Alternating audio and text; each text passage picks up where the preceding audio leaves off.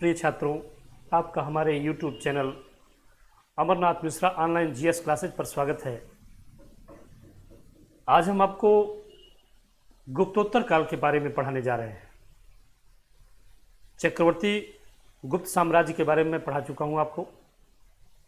उसमें हमने बताया था कि गुप्त राजाओं के अभिलेखों में खासकर गाजीपुर में एक तहसील है भीतरी, बिल्कुल गोमती नदी के किनारे। भीतरी सैदपुर एक तहसील है, वहाँ पे भीतरी स्थान है और वहाँ से जो गुप्तों का एक अभिलेख मिलता है, खासकर महाराज स्कंदगुप्त का, उसमें गुप्तों के आदि पुरुष श्री गुप्त को बताया गया। उनके बाद महाराज घटोत्कच गुप्त, ये सारे लोग कुषाणों के सामंत थे, कुषाण राजाओं के। लेकिन आगे चल कर के इसमें चंद्रगुप्त प्रथम कुछ छोटे छोटे भूभागों पर अधिकार करते हुए मगध की राजधानी पाटलिपुत्र को अपने कब्जे में ले लेते हैं और वहाँ से गुप्त साम्राज्य का एक नया दौर शुरू होता है, मगध को चक्रवर्ती बनाने का। मगध चक्रवर्ती बना था और लोकप्रिय बना था मौर्यों के समय। लगभग 500 साल बाद एक बार फिर मगध चक्रवर्ती बना। इसमें सबसे यशस्वी राजाओं के बारे में बताया जाता है महाराज समुद्रगुप्त, उसके बाद चंद्रगुप्त द्वितीय विक्रमादित्य, कुमारगुप्त, स्कंदगुप्त। इन राजाओं की चर्चा हमने आपसे इसके पहले की थी। इसमें बताया था कि समुद्रगुप्त ने संपूर्ण भारत को एक बार फिर उसी तरह जीत लिया जैसे कभी चंद्रगुप्त मौर्य ने जीता था। इसके बाद फिर चंद्रगुप्त द्वितीय विक्रमादित्य की बात आती है। उन्होंने शकों से भारत को मुक्ति दिलाई और उनके युग को भारत का क्लासिकी युग कहा जाता है। इनके बाद आते हैं कुमारगुप्त। कुमारगुप्त ने नालंदा विश्वविद्यालय की स्थापना करवाई थी, जो भागलपुर बिहार में है। बाद में नालंदा विश्वविद्यालय एक बौद्ध बिहार में बदल गया। इस नालंदा विश्वविद्यालय को आगे चलकर के मध्ययुगीन आक्रमणकारी मोहम्मद गोरी के सेनापति बख्तियार खिलजी ने इनके पुस्तकालय धर्मगंज में आग लगा दी, सभी बौद्ध सन्यासियों की हत्या कर दी, विश्वविद्यालय को नष्ट कर दिया। स्कंदगुप्त के बारे में हमने बताया था कि हुणों का आक्रमण भारत पर ठीक उसी तरह से हुआ जैसे कभी सिकंदर का आक्रमण इस देश पर हुआ था। लेकिन अभी भारत के राजाओं में वो शक्ति थी कि वो किसी भी विदेशी आक्रमणकारी को परास्त कर सकें। महाराज स्कंदगुप्त ने हुणों को बुरी तरह से पराजित किया। कई लाख हुण युद्ध भूमि में मार डाले गए। यद्यपि उनके पत्नी और बच्चों को महाराज ने छोड़ दिया और वो आगे चलकर के सभी लोग मंगोल हो गए, जिनसे भारत को बड़ा नुकसान पहुंचा। इसमें एक चीज हमने और भी आपको बताई थी पिछले क्लास में। भानुगुप्त नाम के एक राजा जो मध्य प्रदेश के उज्जैन से शासन करते थे, उनका एरण अभिलेख आता है। इस एरण अभिलेख में बताया जाता है सती प्रथा के होने का पहला अभिलेख ही प्रमाण मिला है। सती प्रथा के रूप में जिसकी उत्पत्ति होती है, जो पहले नहीं था, लेकिन सती एक प्रथा के रूप में आई, इसका पहला अभिलेख ही साक्ष्य अगर मिलता है तो भानुगुप्त के एरण अभिलेख में मिलता है। इनके बाद से गुप्तों की सत्ता धीरे धीरे समाप्त होने लगी और आगे चल करके मगध की राजधानी पाटलिपुत्र एक क्षेत्रीय राजाओं के राज्य के रूप में रह गई, एकदम कमजोर पड़ गई और भारत पूरी तरह से विकेंद्रीकृत हो गया, अर्थात कई सत्ताओं में बंट गया। ऐसी स्थिति में भारत पर फिर विदेशी आक्रमण हुआ। इन विदेशी आक्रमणों को रोकने के लिए, भारत को एकता के सूत्र में बांधने के लिए 4 राज्य या 4 शक्तियां पूर्व पश्चिम उत्तर दक्षिण से सामने आती हैं। उसमें से एक शक्ति होती है वर्धन वंश, जिसके राजा होते हैं हर्षवर्धन। आज हम आपको गुप्तोत्तर काल के महाराज हर्षवर्धन के बारे में पढ़ाने जा रहे हैं। महाराज हर्षवर्धन की राजधानी सबसे पहले थानेश्वर थी। थानेश्वर आजकल पंजाब में है। पंजाब का ये वर्धन वंश वास्तव में पुष्यभूति वंश कहलाता था। पश्चिम भारत से ये पुष्यभूति वंश आगे आया भारत को एकता के सूत्र में बांधने के लिए। गुजरात से वल्लभी के मैत्रक राजा भट्टारक प्रथम एकता के सूत्र में बांधने के लिए आगे आए। ऐसे में ही बंगाल के महाराज शशांक गौड़ नरेश, शशांक भी देश को एकता के सूत्र में बांधना चाहते थे। और कन्नौज का जो वर्मन वंश था, ये भी इसी समय अपने शक्ति का विस्तार कर रहा था। अर्थात मगध अब इस समय तक पूरी तरह से सत्ता का केंद्र नहीं रहा, समाप्त हो गया। प्रश्न उठता है ऐसा क्यों? वो चक्रवर्ती मगध जो संपूर्ण भारत पर शासन करता था, एकाएक समाप्त कैसे हो गया? यहाँ हम बताना चाहेंगे, मगध साम्राज्य वास्तव में अपने शक्ति और मुद्रा पर टिका हुआ था। मुद्रा, क्वाइंस, धन, दान। और जैसे ही मुद्रा का ह्रास हुआ, यानी शक्ति का ह्रास हुआ, तो व्यापार वाणिज्य फलना फूलना बंद हो गया। यानी चोरों, डकैतों, दुष्ट लोगों का एक तरह से वर्चस्व बढ़ गया। राजा जनता को या व्यापारियों को सुरक्षा दे नहीं पाए और मुद्रा का ह्रास होने लगा, व्यापार वाणिज्य का ह्रास होने लगा। और ऐसी परिस्थिति में मगध साम्राज्य का भी पूरी तरह ह्रास हो गया। और शक्ति के केंद्र में अगर आया तो कन्नौज, यही कानपुर के निकट कन्नौज कहीं है, और यही फिर सत्ता का केंद्र बना।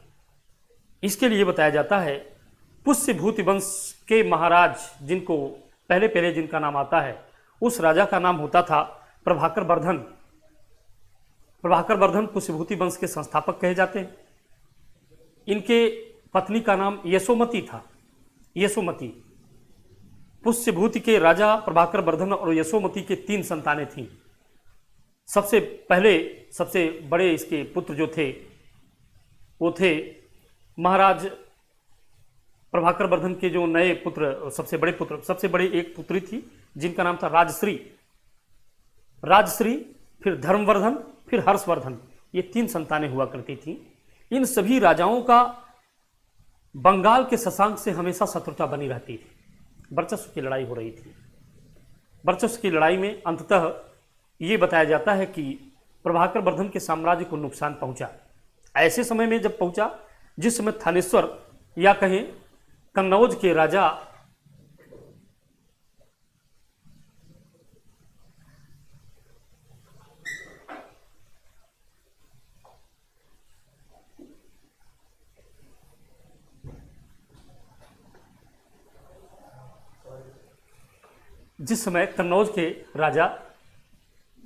हुआ करते थे हरिवर्मन के पुत्र धर्मवर्मन एक बार शशांक के चाल में आकर मारे गए।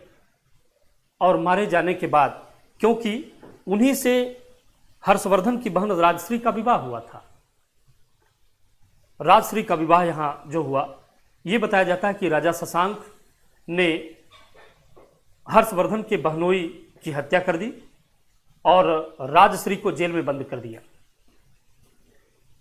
इन परिस्थितियों में एक अजब सी स्थिति हर्ष के सामने थी।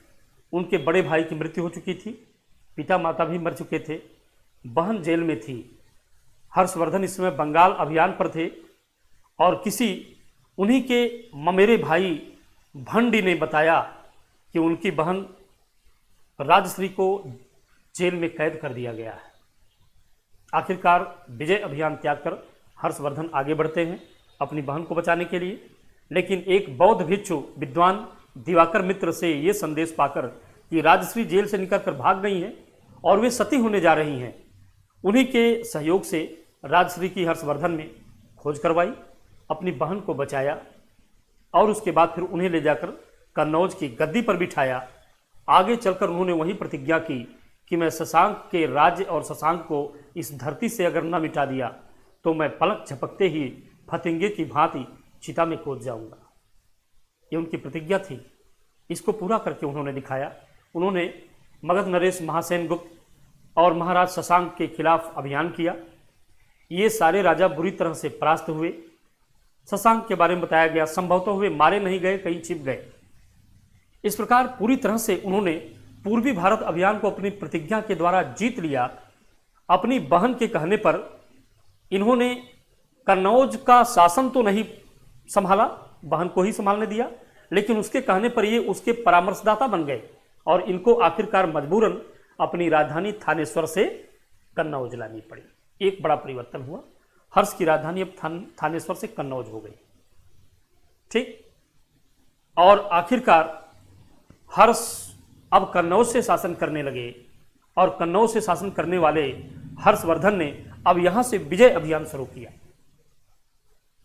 यह बताया जाता है कि इन्होंने गुजरात पर भी विजय अभियान किया, सिंध के राजा पर विजय अभियान किया, कश्मीर पर विजय अभियान किया। कश्मीर के आसाम के राजा इनके मित्र थे, शशांक और मगध नरेश युद्ध में परास्त रहे। इन परिस्थितियों में संपूर्ण उत्तर भारत हर्षवर्धन ने एकता के सूत्र में बांध दिया। ठीक, लेकिन अभी भी दक्षिण भारत अभियान इनके लिए बचा हुआ था। हर्षवर्धन के राज दरबार में रहने वाले एक उनके दरबारी, जिनका नाम था बाणभट्ट, उन्होंने हर्ष की जीवनी लिखी है, हर्षचरित, बाणभट्ट का हर्षचरित। हर्षचरित्र में उन्होंने लिखा है कि अंततः दक्षिण भारत के राजा पुलकेशिन द्वितीय, उनका एक अभिलेख भी मिलता है, पुलकेशिन द्वितीय का ऐहोल अभिलेख। इस ऐहोल अभिलेख में यह लिखा गया है कि हर्षवर्धन और पुलकेशिन द्वितीय के बीच नर्मदा नदी के किनारे भयंकर युद्ध हुआ। कुछ आधुनिक इतिहासकार लिखते हैं कि इसमें हर्ष पराजित हुए, लेकिन यह बिल्कुल गलत है। हर्ष पराजित नहीं हुए, बल्कि हर्ष पुलकेशिन द्वितीय को हरा नहीं पाए। आक्रमण तो जरूर किया इन्होंने, लेकिन पुलकेशिन द्वितीय को यह हरा नहीं पाए, बस इतना ही हुआ। यानी पुलकेशिन द्वितीय ने हर्षवर्धन के दक्षिण भारत साम्राज्य विस्तार को रोक दिया। क्वेश्चन आता है कि हर्षवर्धन और पुलकेशिन द्वितीय के बीच युद्ध कहां हुआ था? नर्मदा नदी के किनारे हुआ था। यहां से उत्तर भारतीय इनका विजय अभियान रुक गया, अर्थात भारत दो भागों में बंट गया। मौर्यों के समय, गुप्तों के समय भारत एक था, यूनाइट। हर्षवर्धन के समय तक आते आते भारत दो भागों में बंट गया, उत्तर भारत और दक्षिण भारत। दक्षिण भारत में पुलकेशिन द्वितीय, उत्तर भारत में महाराज हर्षवर्धन सबसे बड़े राजा थे। ठीक, ये है हर्ष की जीवनी। हर्ष की जीवनी के बाद तब हम लोग विस्तार को इस पर विचार विमर्श करते हैं। हर्ष एक साहित्य प्रिय राजा थे। हर्ष के राज दरबारी कौन कौन से थे और हर्ष ने कन्नौज में क्या क्या काम किया था। ठीक, जो भी कहानी हमने सुनाई उसमें से मेन बातें आपके लिए लिख देते हैं। हर्षवर्धन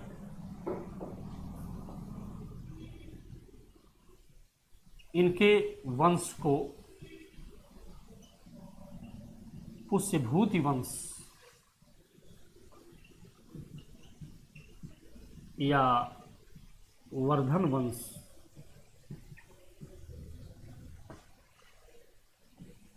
कहा गया। ठीक, इस वंश की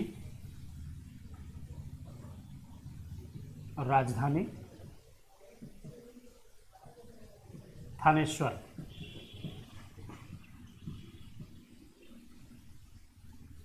पंजाब में है ये थानेश्वर। इस वंश की राजधानी थानेश्वर, ध्यान रहे। इसके बाद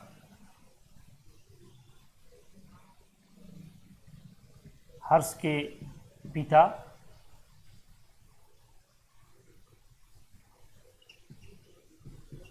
प्रभाकर वर्धन,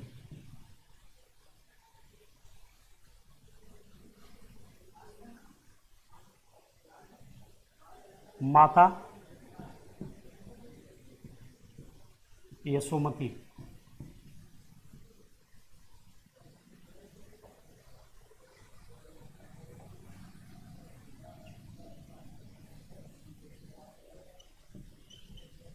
बहन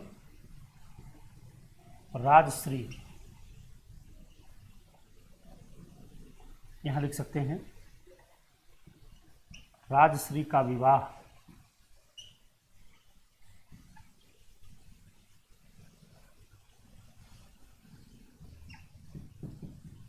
कन्नौज के राजा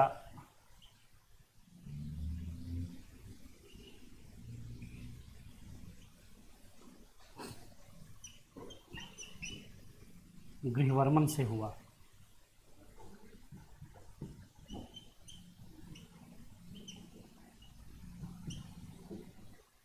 ठीक, ये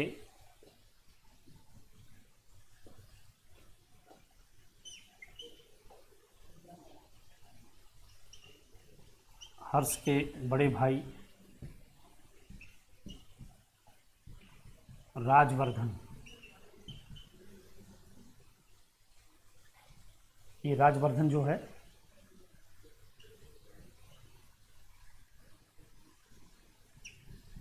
गौड़ नरेश, शशांक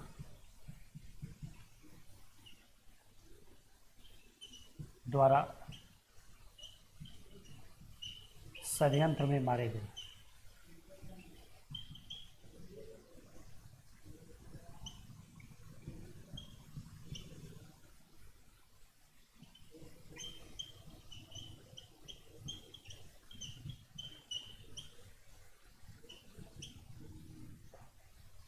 ठीक, गौड़ नरेश शशांक द्वारा षड्यंत्र में फंसकर ये राजवर्धन मारे गए, ये भी हुआ था।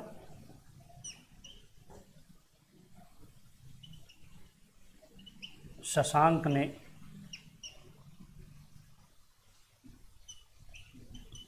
हर्ष के बहनोई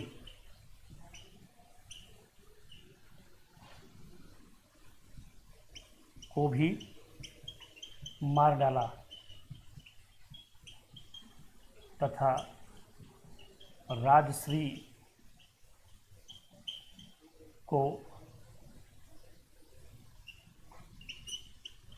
जेल में बंद कर दिया।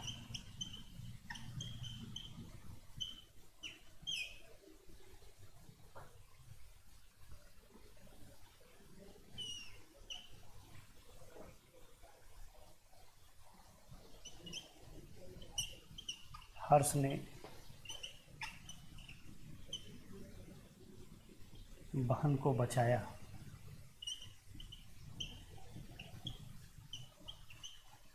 एक बौद्ध भिक्षु दिवाकर मित्र के सहयोग से।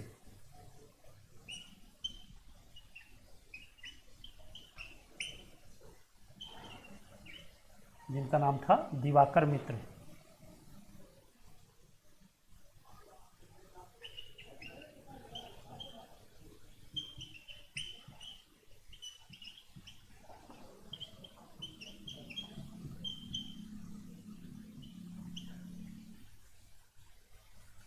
हर्ष ने अपनी बहन को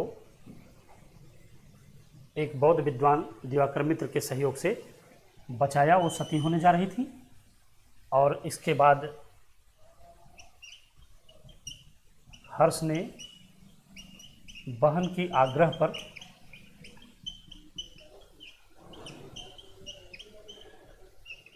राजधानी बनाई, इसको कन्नौज को।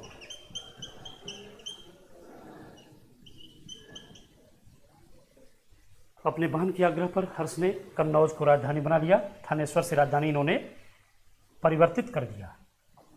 ठीक, हर्ष के लिए ऐसा बताया जाता है, उन्होंने राजधानी परिवर्तन किया था और इन्होंने राजधानी को बदल करके कन्नौज को अपनी राजधानी बना लिया।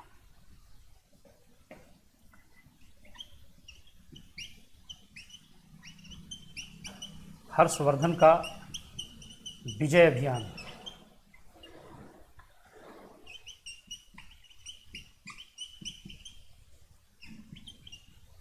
इसमें आप लिख सकते हैं हर्ष ने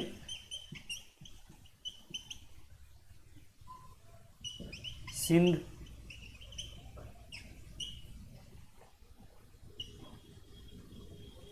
गुजरात, गुजरात में आप बल्लभ भी जरूर लिख दीजिएगा। हर्ष ने सिंध, गुजरात, मगध, बंगाल को जीतकर उत्तर भारत को एकता के सूत्र में बांधा।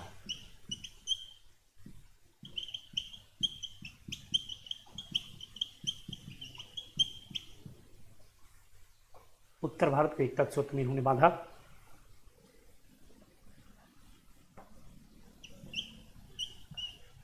किंतु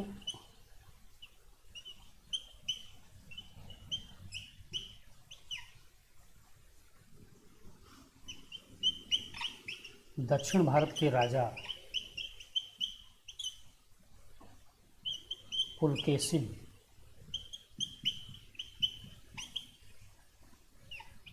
द्वितीय से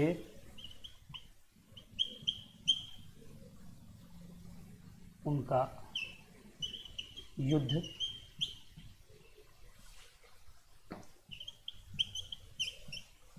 नर्मदा नदी के किनारे हुआ।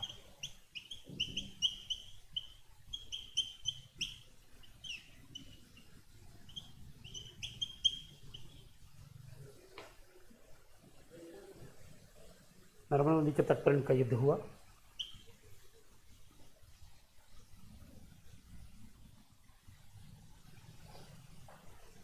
ठीक, यहाँ तक क्योंकि नीचे जगह नहीं है इसलिए अब हम इसको ऊपर लिखना चाहेंगे, ये इंपॉर्टेंट है। हर्ष ने संपूर्ण उत्तर भारत को तो एकता के सूत्र में बांध दिया, लेकिन दक्षिण भारत में नर्मदा नदी के तट पर हुए युद्ध में पुलकेशिन द्वितीय ने इनके विजय अभियान को रोक दिया। एक इंपॉर्टेंट क्वेश्चन है यहाँ, इसलिए विजय अभियान को अब हम यहाँ मिटा करके इसमें जो बचा है उसको लिख देते हैं।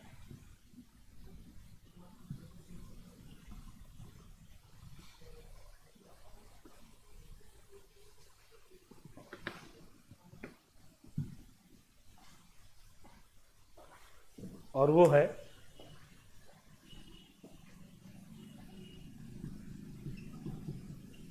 पुलकेशिन द्वितीय ने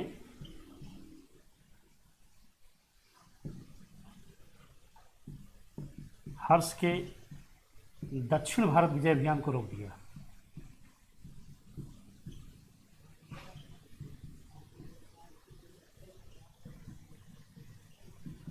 विजय अभियान को रोक दिया। ठीक, पुलकेशिन द्वितीय ने इनके दक्षिण भारत विजय अभियान को रोक दिया। यहां से इनके विजय अभियान रुक गए। अगला इसमें जान लीजिए, हर्ष के राज दरबारी, हर्ष के समय में आने वाले चीनी यात्री ह्वेनसांग और हर्ष का स्वयं एक साहित्यिक राजा होना।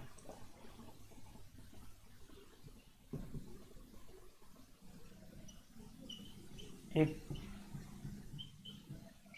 साहित्य प्रेमी राजा भी थे।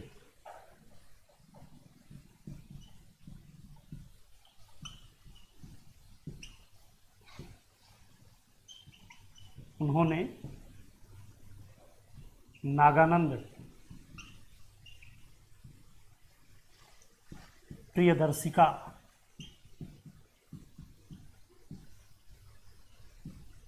और रत्नावली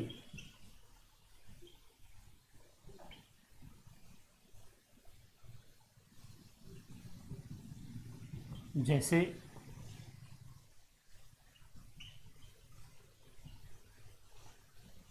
नाट्य ग्रंथ की रचना भी की थी।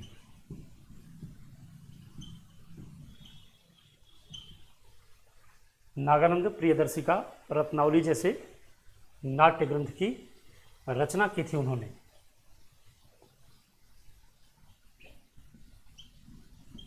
हर्ष ने 643 ईस्वी में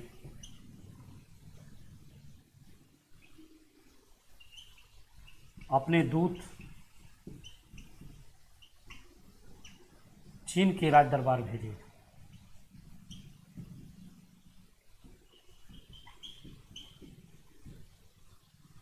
ये यहाँ अब आप हेडिंग डाल दीजिए, हर्ष के राज दरबारी।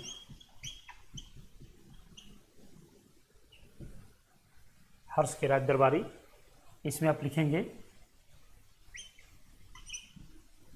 बाणभट्ट,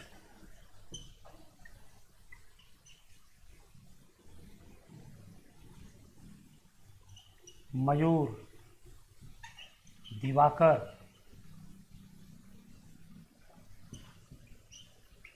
ह्वेनसांग, ये हर्ष के राज दरबारी है।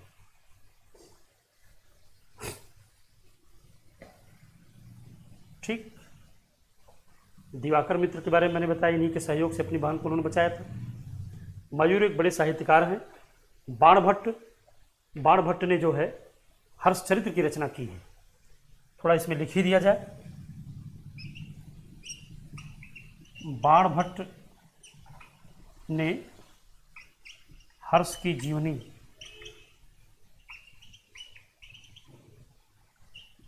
हर्षचरित्र की रचना की।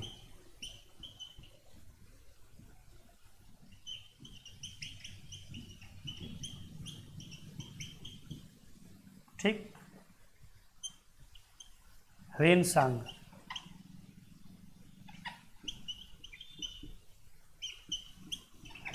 ने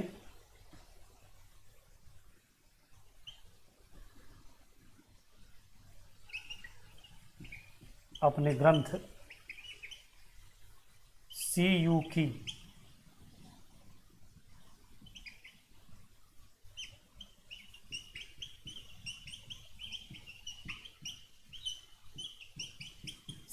की रचना की है इन्होंने। ह्वेनसांग ने जो ग्रंथ रचा था उसका नाम था सीयूकी। ठीक। थोड़ा सा हम लोगों को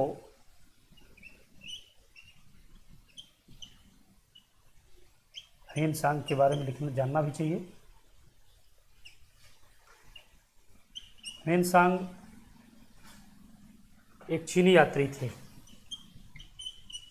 ये एक चीनी यात्री थे, चीन से आने वाले यात्री।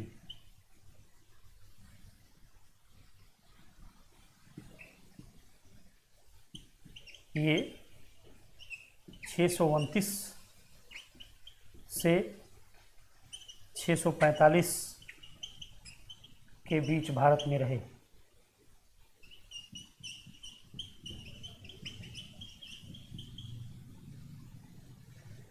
एक चीनी यात्री थे। 639 से 645 के बीच ये भारत में रहे और इनके भारत आने का उद्देश्य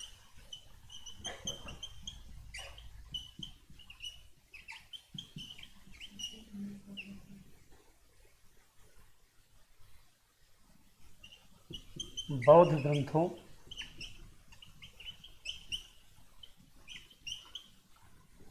का अध्ययन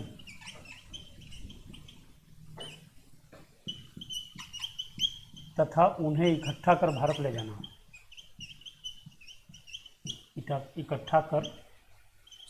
चीन ले जाना।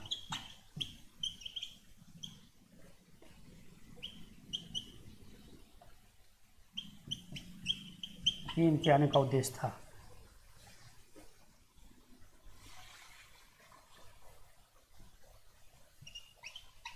ह्वेनसांग ने 6 वर्ष तक नालंदा विश्वविद्यालय में अध्ययन भी किया।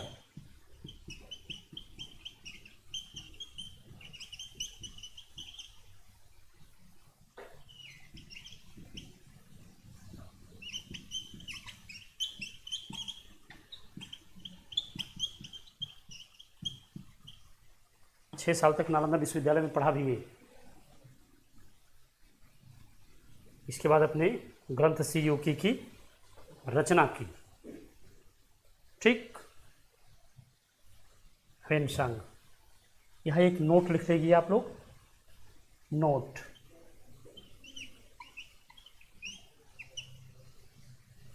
नोट में लिखिएगा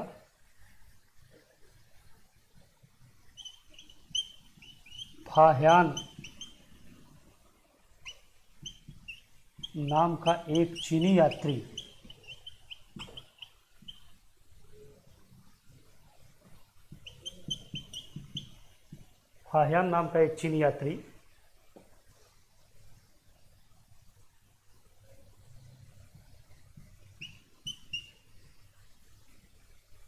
चंद्रगुप्त द्वितीय के समय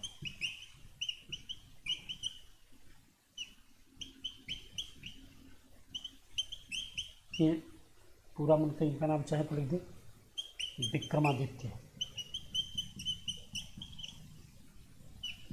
के समय भारत आया था।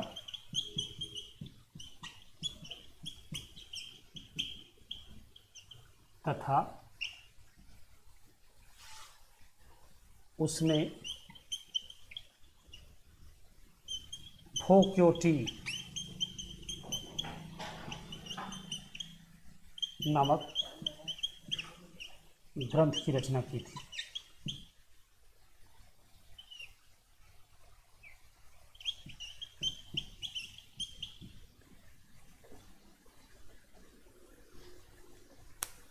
फोक्योटी नाम का ग्रंथ रचा था। ये गुप्त वंशीय राजा चंद्रगुप्त द्वितीय विक्रमादित्य, जो समुद्रगुप्त के पुत्र थे, जिनके गुप्त युग के समय में इन्हीं के शासनकाल को क्लासिकी युग कहा जाता है। इनके समय एक फाह्यान नाम का चीनी यात्री आया था और फाह्यान ने फोक्योटी की रचना की थी। लेकिन हर्ष के समय ह्वेनसांग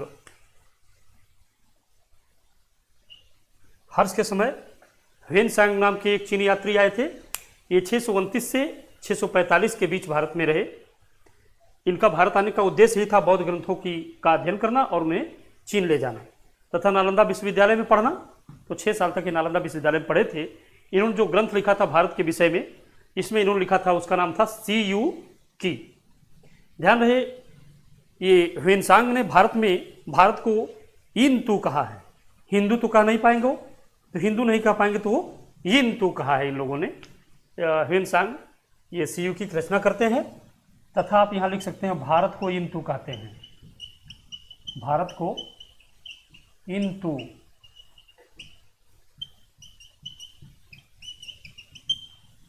तू तियनचू, ये इन लोगों का वो है। ये भारत को इन तू कहते हैं। इस चैप्टर में बच जाता है कन्नौज की महामोक्ष परिषद। मैं मिटा करके शीघ्र ही इसे बता देता हूं और ये चैप्टर समाप्त हो जाएगा। मिटा देता हूं, पहले इसे मिटा दो।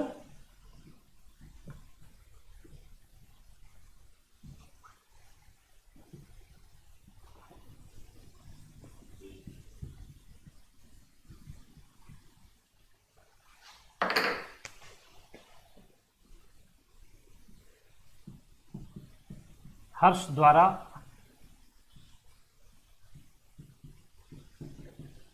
कन्नौज में आयोजित महामोक्ष परिषद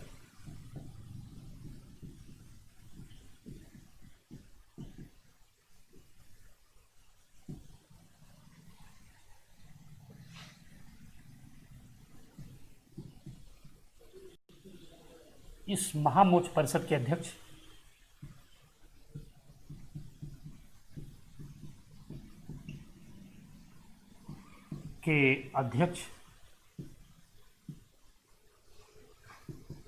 स्वयं ह्वेनसांग थे।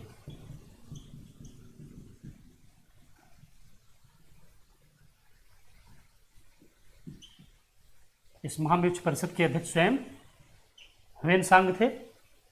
जान लीजिए, इस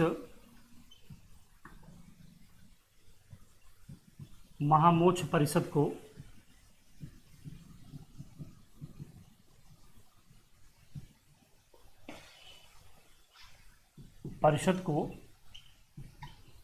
कभी कभी पांचवी बौद्ध संगीत भी कहा दिया जाता है।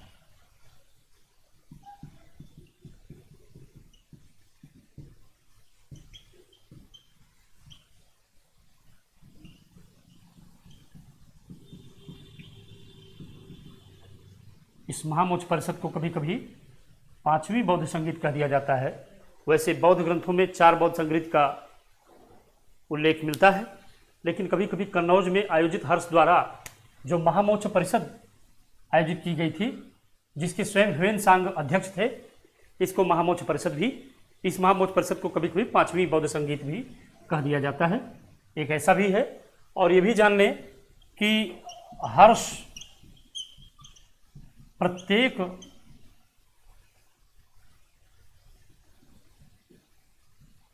महाकुंभ के समय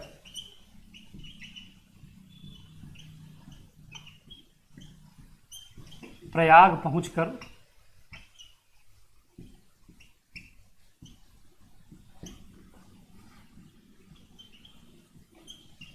बहुत सा धन दान करते थे। बहुत सा धन दान करते थे। एक बार उन्होंने अपने वस्त्र तक दान कर दिए।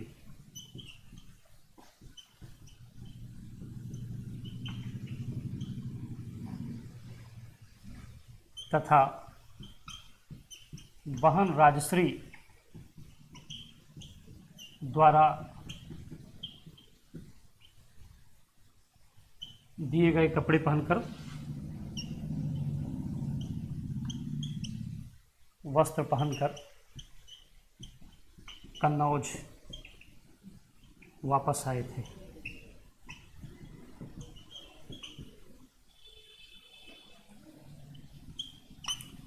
(647) में हर्ष की मृत्यु हो गई।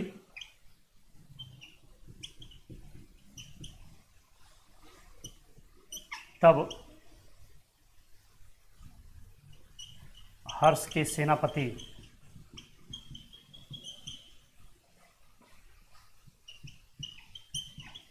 अर्जुन ने सत्ता संभाली।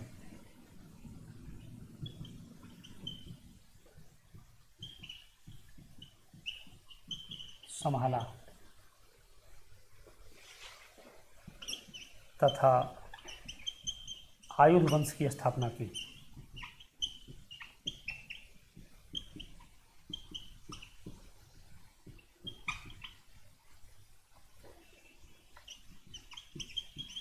इनके उत्तराधिकारियों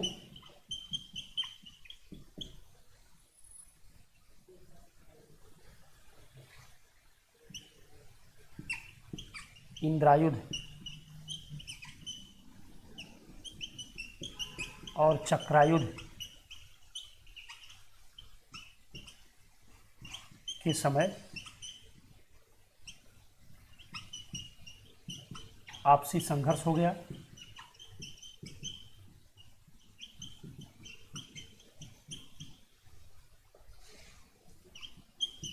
अतः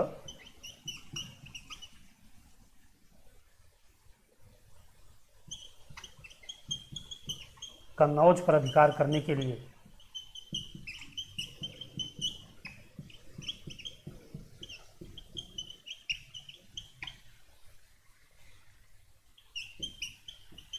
तीन राजाओं में त्रिपक्षीय संघर्ष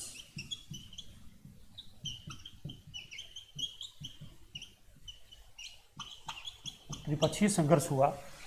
यह 200 वर्षों तक चला।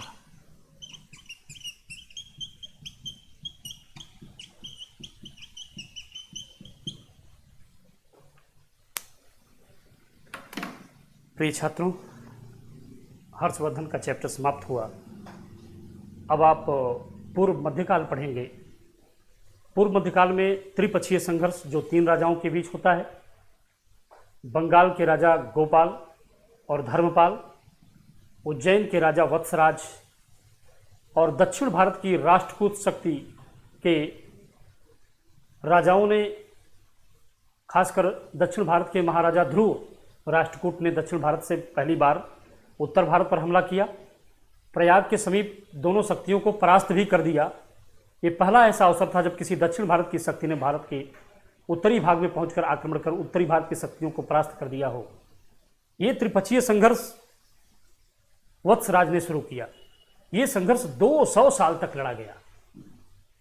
वत्सराज के वंशज यद्यपि प्रारंभ में पराजित रहे, लेकिन अंततः उन्हें ही विजय मिली और बाद में वत्सराज के वंशजों ने कन्नौज को जीत लिया, उसे अपने अधिकार क्षेत्र में ले लिया। इसके बाद से शुरू होता है राजपूत काल। त्रिपक्षीय संघर्ष के बाद हम आपको राजपूत काल, उनके वंशज, उसके बाद भारत पर अरब आक्रमण, तुर्क आक्रमण, मध्यकालीन इतिहास की शुरुआत हो जाएगी। आज इतना ही। नेक्स्ट हम आएंगे तो त्रिपक्षीय संघर्ष, पूर्व मध्यकाल के राजपूत राजाओं के बारे में पढ़ाएंगे। इसे आप लोग कायदे से इसको पढ़ें, अध्ययन करें। अपने उपयोगिता की सारी चीज़ें आपको बताई गई हैं परीक्षोपयोगी, तथा हमें लाइक और कमेंट भी करें। जो कुछ ना समझ में आ रहा है उसको कमेंट करें, हमें लाइक भी करें ताकि हमारा मनोबल बढ़े, और सब्सक्राइब भी करें, जी हाँ, ताकि हम मनोबल बढ़ाकर आपको और भी ज़्यादा उत्साह के साथ पढ़ा सकें। थैंक यू क्लास, आज बस इतना ही। होप्स